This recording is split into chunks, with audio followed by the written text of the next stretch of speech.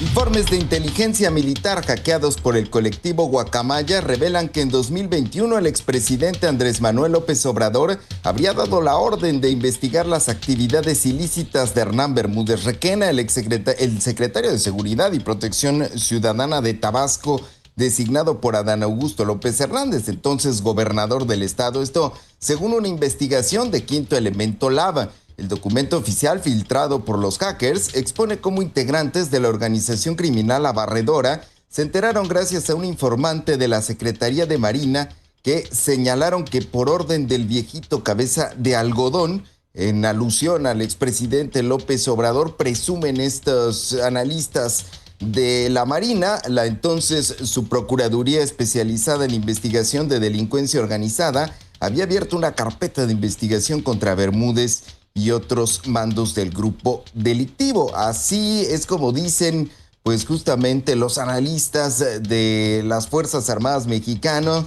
Dicen, el viejito cabeza de algodón es posiblemente el presidente de la República, Andrés Manuel López Obrador. Así lo escribieron textualmente para explicar la referencia al cabello blanco con la que los simpatizantes de AMLO suelen referirse a él.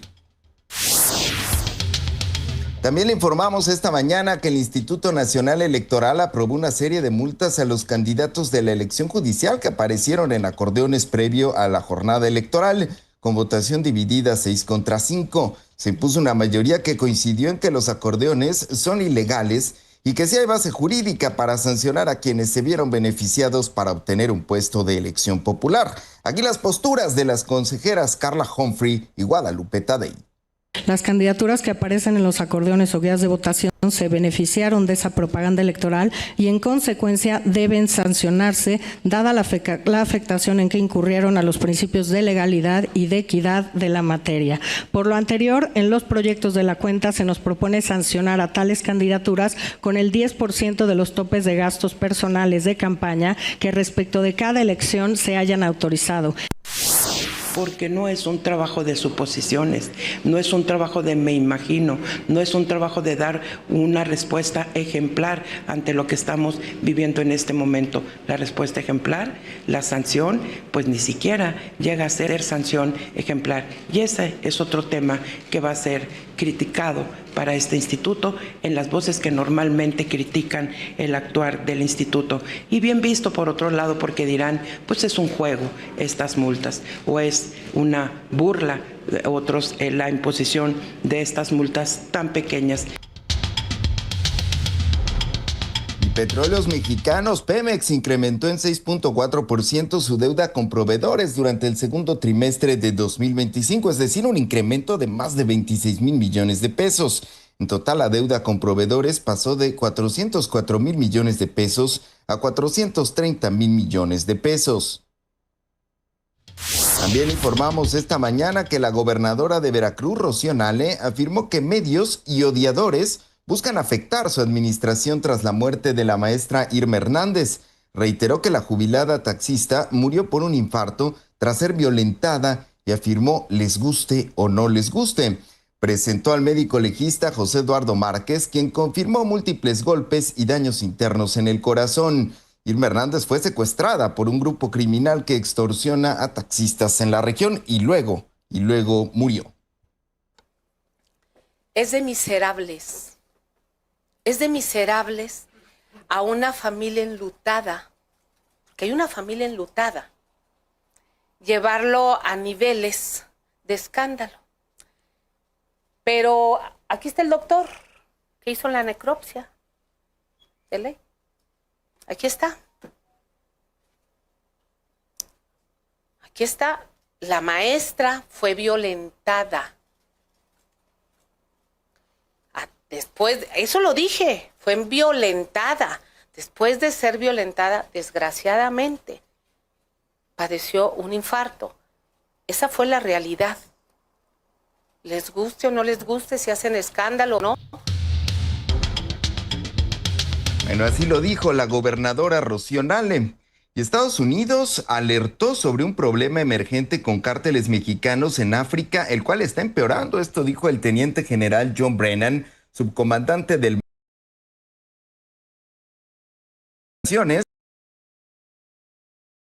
Occidental mantiene franquicias activas en Mozambique y Sudáfrica, aunque descartó una amenaza actual en Angola y Namibia.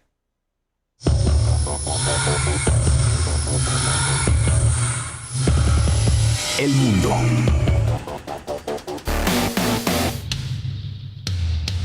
Y en el mundo, una jueza declaró culpable al expresidente colombiano de delitos de fraude procesal y soborno en actuación penal en un caso de manipulación de testigos, convirtiéndolo en el primer exmandatario condenado en un juicio en la historia del país sudamericano.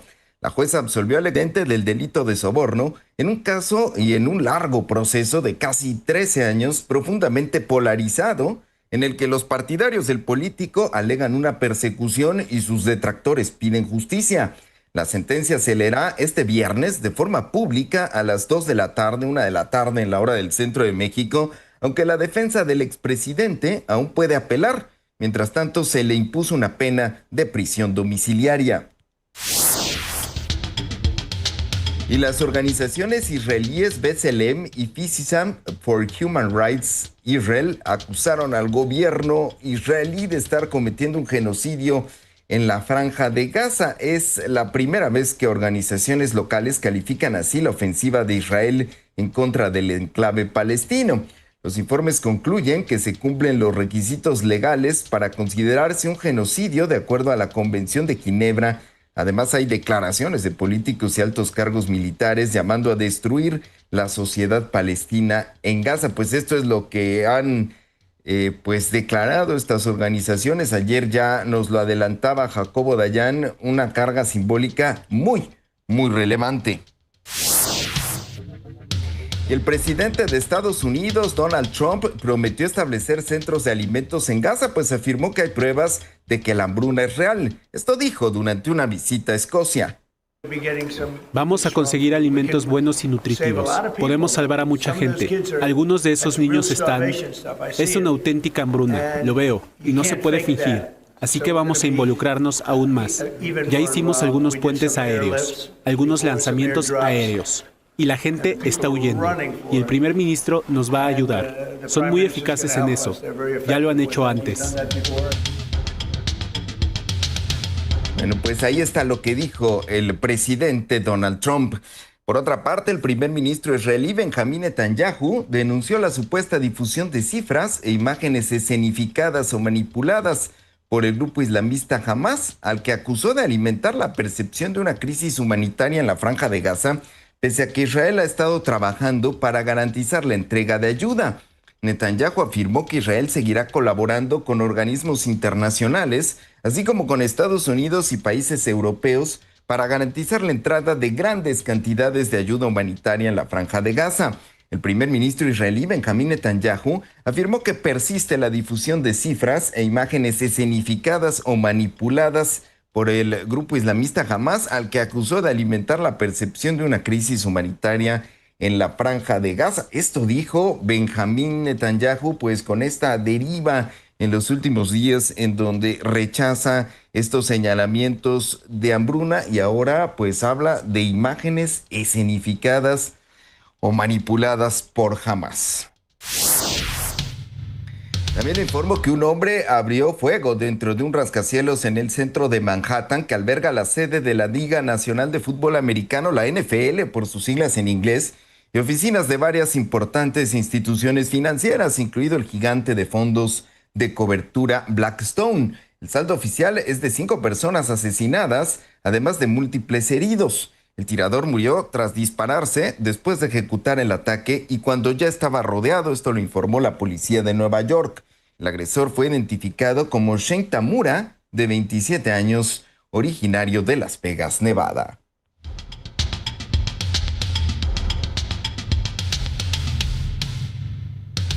Y hasta aquí este resumen informativo a través de nuestras plataformas de redes sociales, transmitiendo en X y por supuesto en Facebook. La invitación, por supuesto, para que siga con nosotros a través de las estaciones de Grupo Radio Centro a lo largo y ancho de la República Mexicana. Y estamos en internet en nuestro canal de YouTube Aristegui Noticias y en www.aristeguinoticias.com. Aquí comienza Aristegui en vivo.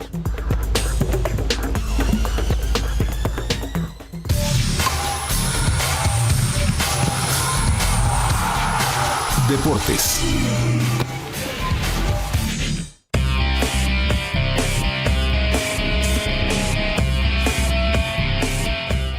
La selección mexicana de clavados continúa haciendo historia en el Mundial de Singapur 2025, sumando 3 nuevas preseas y afianándose como la segunda potencia del certamen.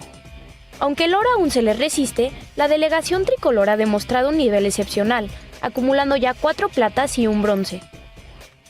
La dupla de Gabriela Gundés y Alejandra Estudillo se colgó la plata en la plataforma sincronizada de 10 metros, al totalizar 304.80 puntos. Superaron a las norcoreanas, pero no pudieron con el dominio de las chinas Yuxi Chen y Minhie Zhang, quienes se llevaron el oro con una ejecución que valió 349.26 puntos. En la rama varonil, Osmar Olvera y Juan Manuel Zelaya también obtuvieron la plata en el trampolín sincronizado de 3 metros, con una puntuación de 449.28. Los chinos se llevaron el oro con 467.31 puntos, mientras que el bronce fue para los británicos Harding y Laffer, repitiendo así el podio de los Juegos Olímpicos de París 2024. Finalmente, las gemelas Lía y Mía Cueva, de tan solo 14 años, consiguieron el bronce en el trampolín de 3 metros sincronizados con 294.36 puntos. Solo fueron superadas por las parejas de China y Gran Bretaña.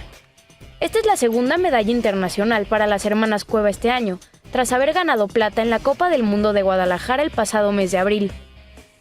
Con estas actuaciones, México ya suma 5 medallas en el Mundial de Clavados Singapur 2025, consolidándose como la segunda fuerza del torneo.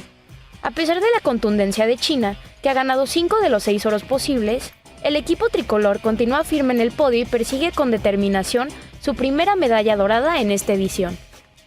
Para esta y más información, entra a aristeguinoticias.com.